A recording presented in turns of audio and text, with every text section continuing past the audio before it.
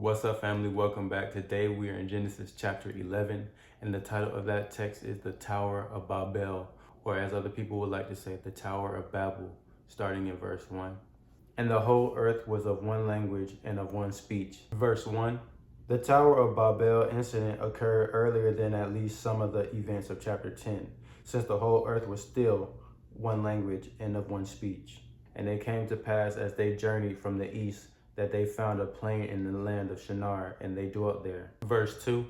The land of Shinar corresponds to ancient Babylonia and includes the region of the cities of Babel, Erech, Akkad, and Calneh.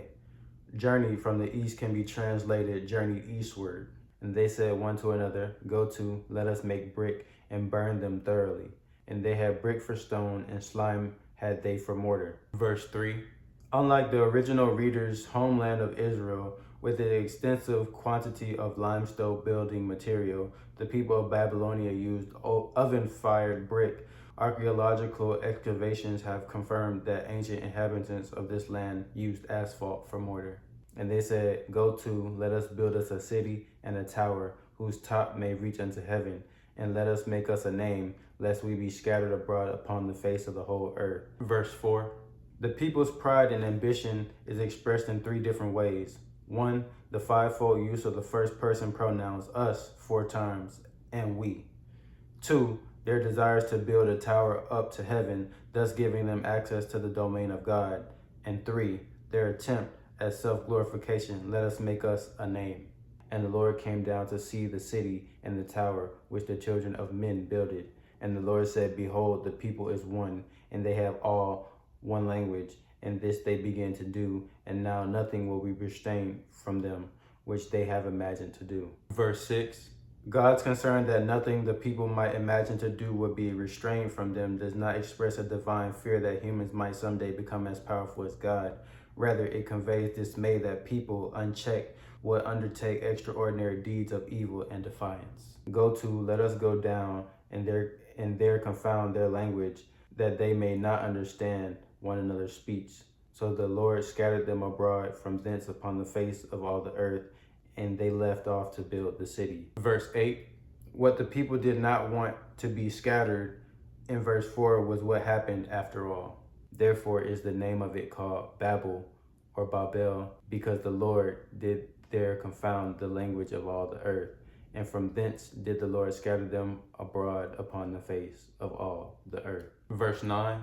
The name Babel here is the same Hebrew word translated Babylon throughout the Old Testament.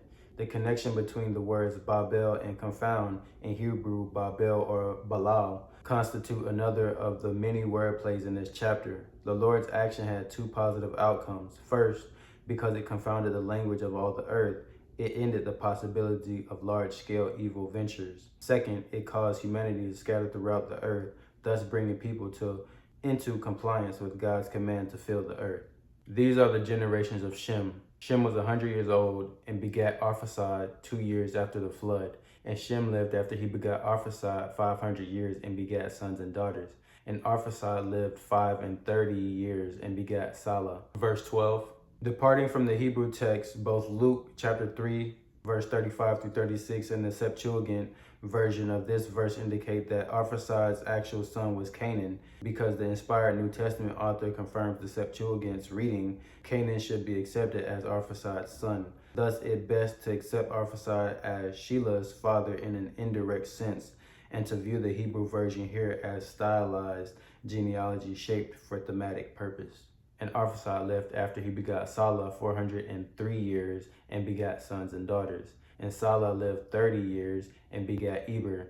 And Salah lived after he begot Eber 403 years and begat sons and daughters. And Eber lived 34 years and begat Peleg.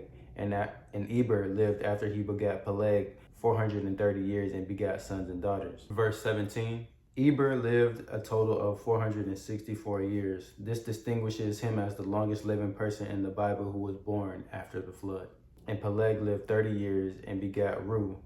And Peleg lived after he begat Ru 209 years and begat sons and daughters. And Ru lived 230 years and begat Serug or Serug. And Ru lived after he begot Serug 207 years and begat sons and daughters. And Serug lived 30 years and begat Nahor.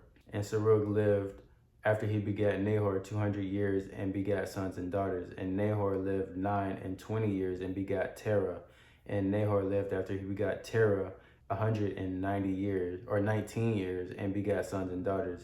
And Terah lived 70 years and begat Abraham or Abram, Nahor, and Haran. Verse 10 through 26. The generations of Sem constitute the fifth of 11 Toledeth sections in Genesis.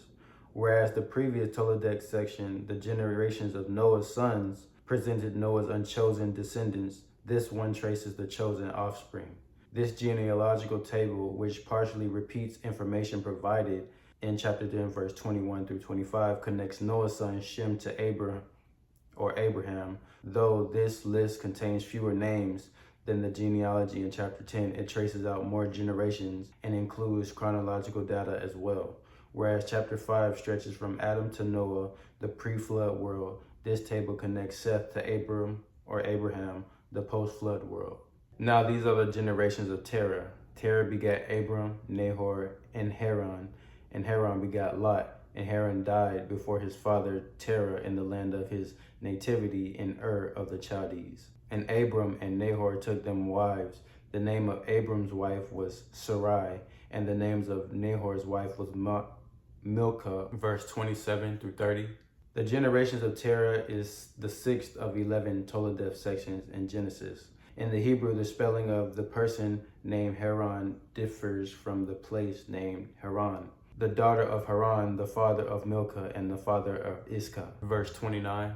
Nahor's wife Milcah eventually produced 8 sons. Her most famous son, Bethuel, became the father-in-law of Abraham's son Isaac.